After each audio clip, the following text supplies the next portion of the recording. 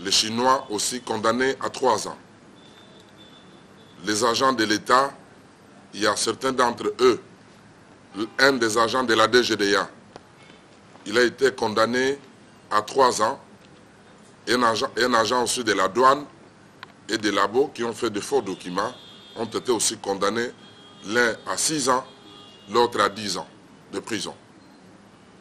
Donc nous n'avons pas, ce n'est pas de la blague, c'est un problème fondé sur l'avenir de tout un peuple. Ce n'est pas facile de travailler, de lutter contre la fraude minière au moment où il y a parfois les intérêts croisés. Le bilan est largement positif. Pourquoi je le dis? Parce que en 2008, la République démocratique du Congo n'exportait que à peu près 12 à 22 kilos d'or par an. De l'exploitation artisanale, bien sûr. Mais aujourd'hui, nous parlons en termes de 600 kilos. La Commission a déjà eu à récupérer beaucoup de kilos d'or en Nairobi. Vous avez suivi, le président de la République m'a suivi avec toute la délégation au Kenya. Parce que les groupes armés voulaient exporter les kilos d'or vers Dubaï en transitant à Nairobi. Par notre biais, nous avons demandé au service de sécurité kenyan de nous bloquer la cargaison à Nairobi. Seulement parce que pour nous, il était question de défendre les intérêts de la République.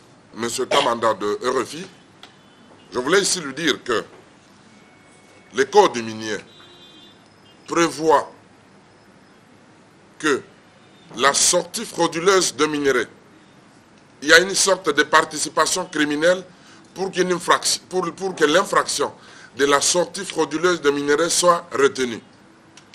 D'abord, il y a l'acteur lui-même qui a organisé cette sortie.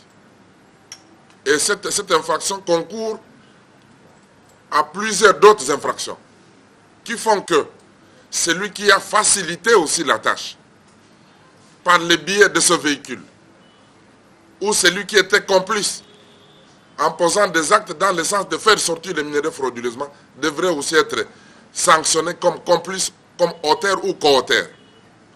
C'est pourquoi les transitaires, avant de libérer justement le véhicule pour exporter les minerais, ils sont censés justement de se rassurer de la véracité des clients en face d'eux.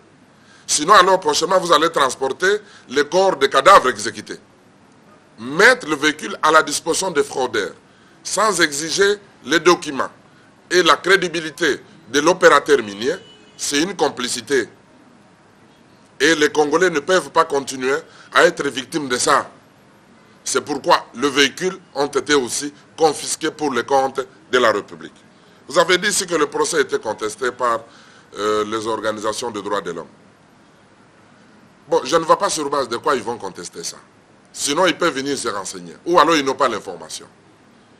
Si c'est vraiment des organisations de droits de l'homme, je considère qu'au sein de ces organisations, il y a des juristes. Des juristes qui savent que dans chaque État, il y a ce qu'on appelle la procédure de flagrance. Lorsque la clameur publique continue à se manifester sur les opérations, la flagrance continue. C'est pourquoi le procès a été organisé, dans le sens justement de la flagrance. Et lorsqu'il y a flagrance, ça signifie que c'est sur le banc que le jugement devrait être prononcé. Voilà pourquoi la procédure devrait partir toute la nuit. Même aux États-Unis, même en France, lorsqu'il y a procédure de flagrance, il faut que le jugement soit prononcé sur le banc. On ne peut pas reporter le jugement, quel que soit le temps. C'est ça le principe. Je tiens à vous informer qu'aujourd'hui, nous venons de saisir encore 5 d'autres. Vous voyez? Mais pendant que nous saisissons les 5, ça ne nous empêche pas de libérer les autres qui sont en ordre. Mais pendant le temps de saisie, on peut bloquer l'ensemble de la cargaison pour vérifier la véracité de chaque société s'il est conforme aux dispositions de la loi. Voilà un peu. Donc, nous n'avons pas libéré le véhicule de Bolloré par complaisance. Nous avons tout simplement libéré le véhicule de Bolloré parce que Bolloré était en ordre et il est coté à la bourse.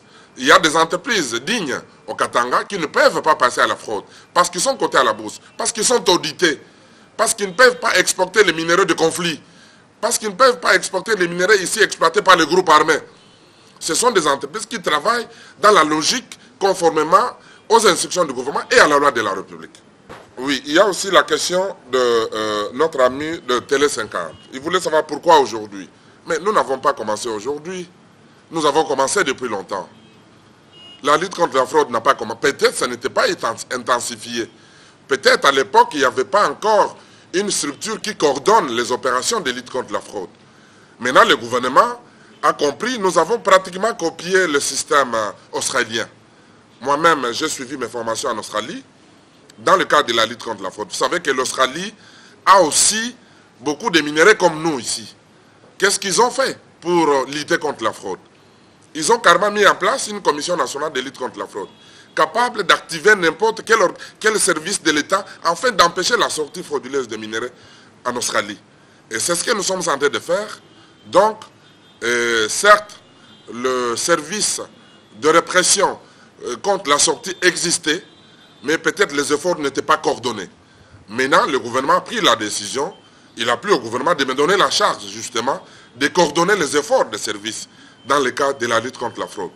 Et je tiens ici à vous rassurer que les moyens sont mis à notre disposition par le gouvernement de la République pour traquer le malfaiteur, j'insiste, civil ou militaire, dans le sens d'empêcher la sortie frauduleuse de nos minéraux. Monsieur le coordonnateur, je vous ai plusieurs fois suivi. Vous déclarez toujours que la lutte contre la fraude dans les secteurs miniers nécessite aussi beaucoup de moyens financiers. Et dernièrement, vous avez pris langue avec les représentants d'une banque. Si je ne me trompe pas, c'est la BAD, Banque africaine de développement. Vous avez négocié pour que cette banque-là puisse soutenir les actions de cette commission. Est-ce qu'aujourd'hui, la banque est active dans ce sens-là? Est-ce que la banque a aussi participé aux dernières actions menées sur le terrain, notamment celle de Katanga? Ça, c'était la première question. La deuxième, vous avez également eu des entretiens avec les commissaires spéciaux du Haut-Katanga, ceux qui étaient nommés récemment. Et aujourd'hui, vous connaissez l'actualité. Ils seront peut-être plus en fonction parce qu'il y aura élection. Qu'est-ce que